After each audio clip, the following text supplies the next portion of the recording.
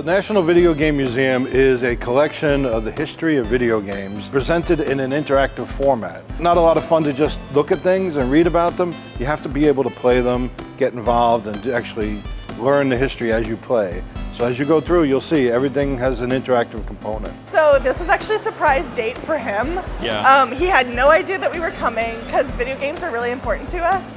And I thought this would be the perfect place to come bring him. My partners and I have been collecting video games and collecting the history since the early 80s. You could say we basically founded the field of video game preservation. We had amassed these collections, and we had started taking them around to different places, showing them, doing traveling shows, and up to 4 or 5 shows a year. And eventually we thought, hey, we really need a permanent space. So it's not just 3 times a year you get to see our collection or the museum. You get to see it almost every day, right? I'm here at the National Video Game Museum because I wanted to introduce my family to my past. Really just something I wanted to integrate into them because it's something that I'm from. Oh, it's just the pure nostalgia of it. My favorite section here is actually the old school living room setup because it's almost to what my room was set up when I was a kid, and would sit in front of the big tube TV and just play my day out. I mean, that was my bedroom, right? That was my living room that they have over here. And it's an important part of history, and we're in a unique period where we have a lot of people who are alive who remember before there was such a thing. And now the younger generation has just grown up where there's always been computers and always been internet, and so it's nice to have captured so much of that fast evolution that we've seen in, just 30 years. Women didn't play games as much back then. They might have hung out at the arcade on a Friday night, maybe, but they weren't super gamers. So how do we attract moms and make it that they have as good a time as the kids or as dad, right? And so things like Giant Pong and the recreation rooms and things like that bring another aspect or another angle or dimension to it that they're able to actually have fun, especially when they can, beat their kid at Pong. You can play Littlest Pet Shop games and have the crowd jump from there. You can play other games with zombies and interacting like that. The video games are just something that everybody can find one that they actually like, and that's what I like about it. I've had 2 proposals here. Have you really? We actually had a wedding here. In this museum? Just a ceremony. Hey.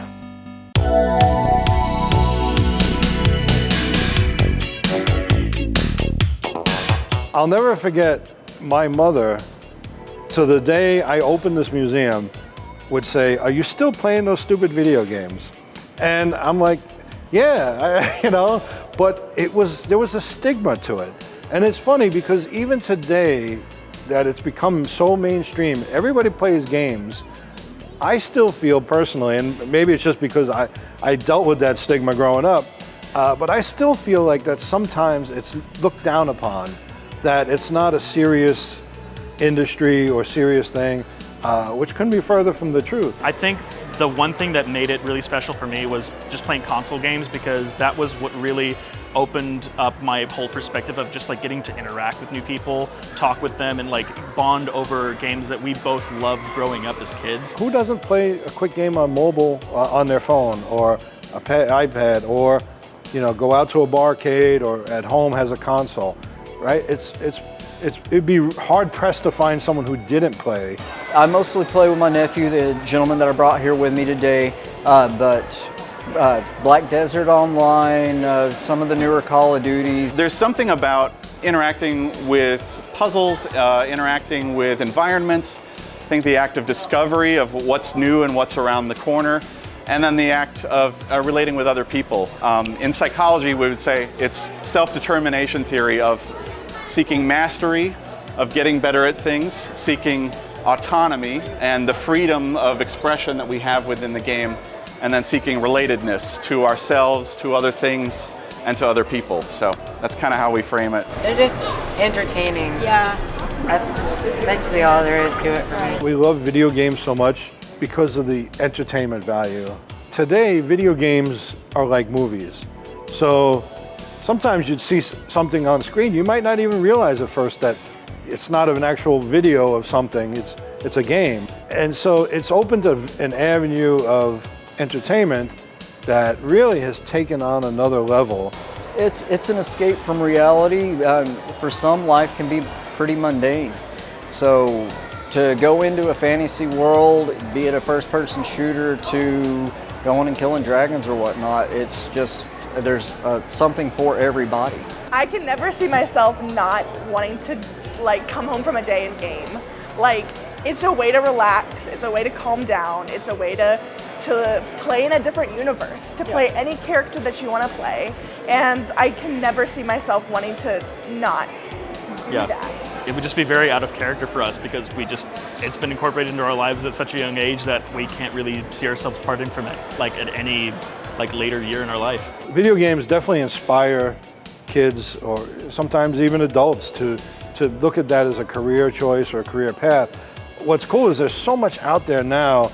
There's different coding camps and robotics camps, and there's all kinds of classes. There's esports leagues in schools, and it's a great path, and its companies are looking for them.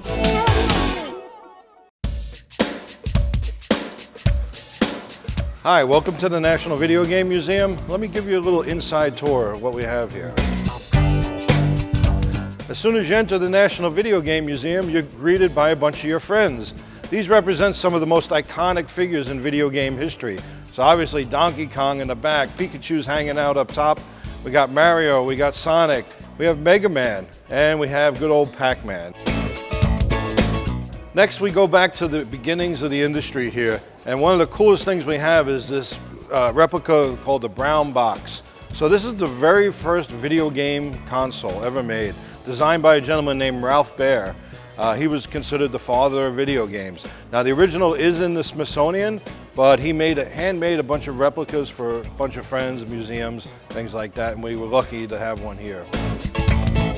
So some of the coolest pieces we have are these original Atari Pong machines. In addition to the original Pong, you can see there's a Puppy Pong and a Dr. Pong machine.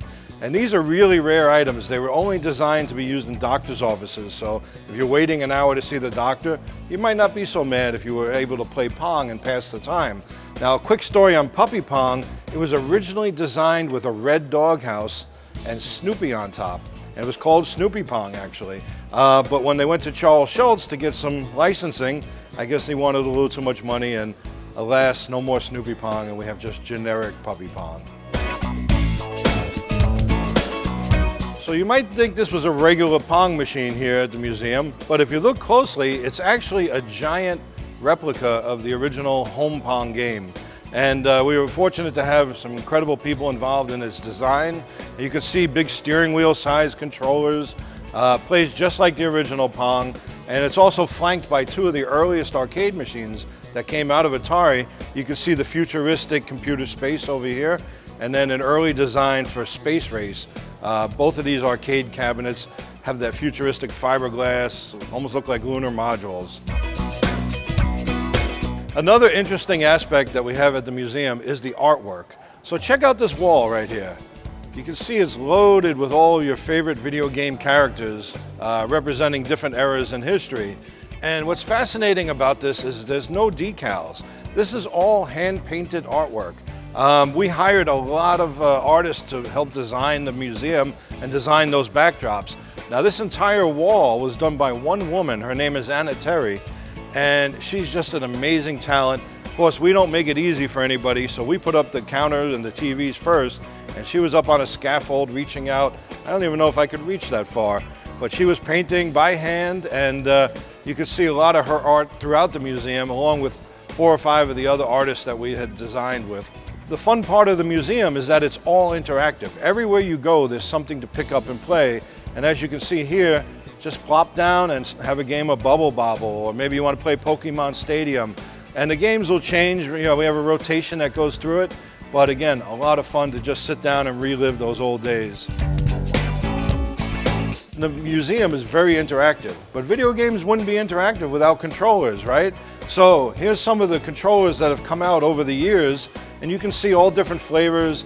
There's very primitive looking with 2 knobs, steering wheel sized controllers, zapper light guns, you name it, it's probably up here on the wall. We have an interactive component, so right now you can play Typing of the Dead. Instead of shooting zombies, you kill them by typing the word that shows up above them, which makes it a little educational at the same time, right?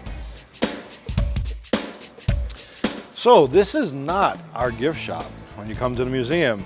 This is a recreation of a family-run business. These little stores, mom and pop family-run stores, these were the best stores out there at the time, and this has all occurred around the time we talk about the crash of video games, where they thought video games were just a passing fad and they were going away. And all these stores couldn't compete when that bad software hit the market and people were returning stuff and getting sour on video games.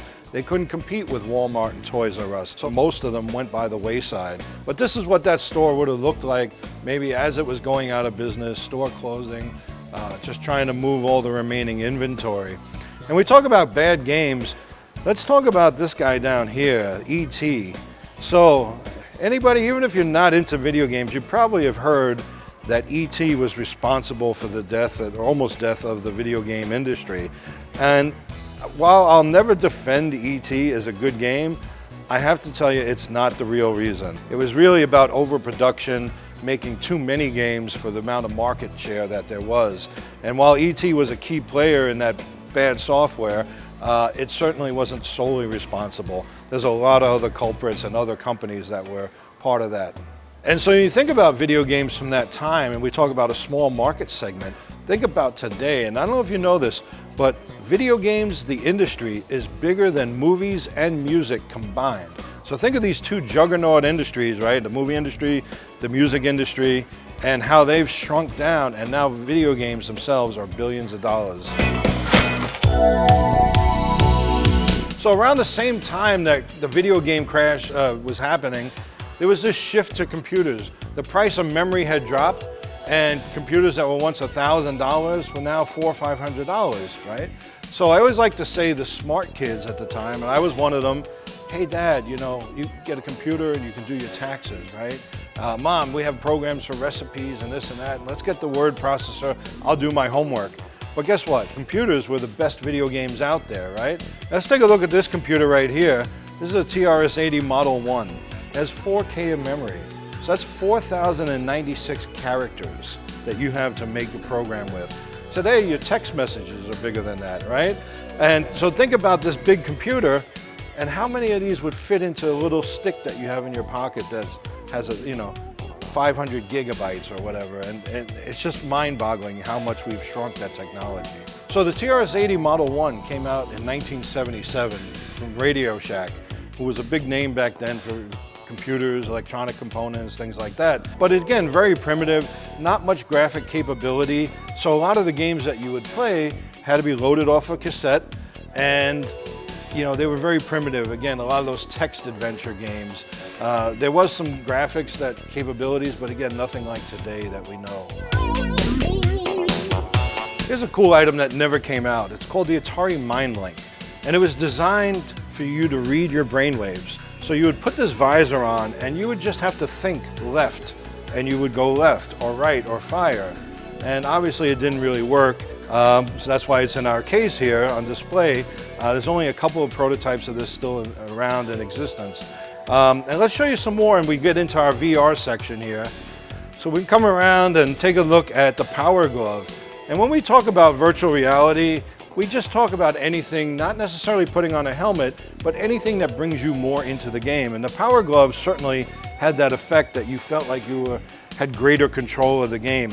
What's interesting here is this is the actual prototype of the Power Glove. It's the first time it's ever been on display, and you can see we have this glove that has little sensors built into it or wired into it, and all these control boxes in the back.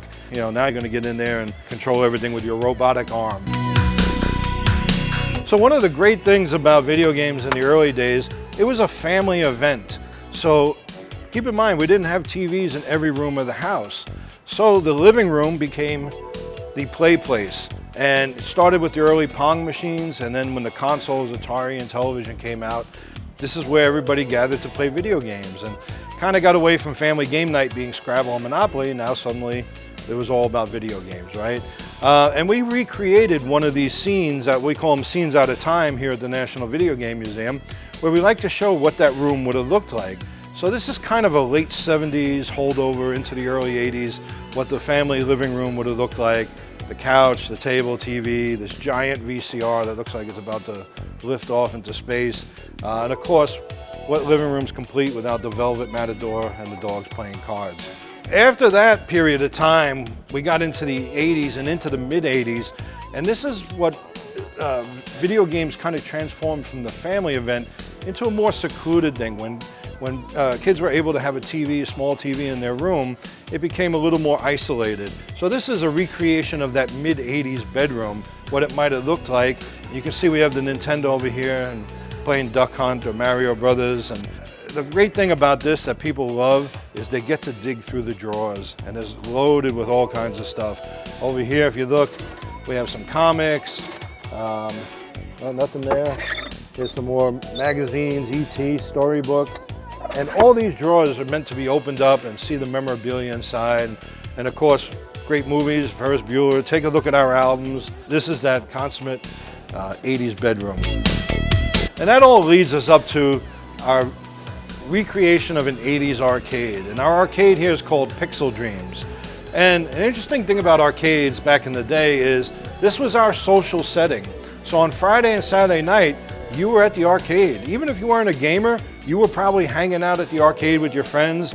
You know, we didn't have internet and phones back then, so if you didn't show up, they just figured you died, right? Because you wouldn't dare miss hanging out with your friends at the local arcade. And as you come in, you'll see we have the high scoreboard, just like the old days, and 41 arcade machines, very cool space theme, some 80s music. And as you go through, you can see all the old classics that you remember from back in the day. Robotron, Mr. Do, Defender, Pac-Man, of course. So, you know, we do have a few 90s games in here as well. Obviously, the fighting games were a whole different genre. So things like Street Fighter and Mortal Kombat, we have those as well. In this area we call Checkpoint, probably the only non-interactive area of the museum. But there's so many cool little things in here that I want you to see, just a portion of it. Now you're gonna have to come check them all out later, but let me just show you a few highlights. So you have some branded systems like the Mountain Dew Xbox, the Coca-Cola Game Gear, and this is a Singer sewing machine that connects to your Game Boy. So you can actually program sewing patterns and stitching patterns on your Game Boy and send them to the sewing machine. So really cool little fun thing. This ship up here was called the Star Voyager ship. That's the actual model that was used on the game box that you can see there. And again, it's been preserved for years, and luckily we got hold of it, it wasn't destroyed. The Sega Neptune, that's the only one in the world. The Neptune was a combination of the Sega Genesis and 32X built into one system. It's not functional, but it is the only one out there still. You can see a lot of cool Nintendo items here. Some of their early stuff. Now, if you don't know, Nintendo, before video games, did playing cards. And you can see the Hanafuda cards, they call them down here. And some of the early toys like the Slugger Mate and the Ultra Hand. These are all toys that they designed before they got into video games. Now over here you'll see just a little smattering of different things. We have a lot of cool Mario figures in here that have like weird bug eyes and different weird faces. So we thought that was kind of a fun thing. And Atari, right? Atari was the king of making systems that never came out. They would spend millions of dollars designing things and creating, but so much of it went into the garbage. And you can see these CX-2000s here. Those are actually Atari 2600 systems, but just in a different form factor, more designed for kids. The Cosmos was a holographic game system that was going to be portable that you could take around. Atari spent millions of dollars buying every patent on holography that they could find. And again, just never came out after all that. And one more I want to show you is this Atari 2700. Atari said, well, we'll make this remote control system.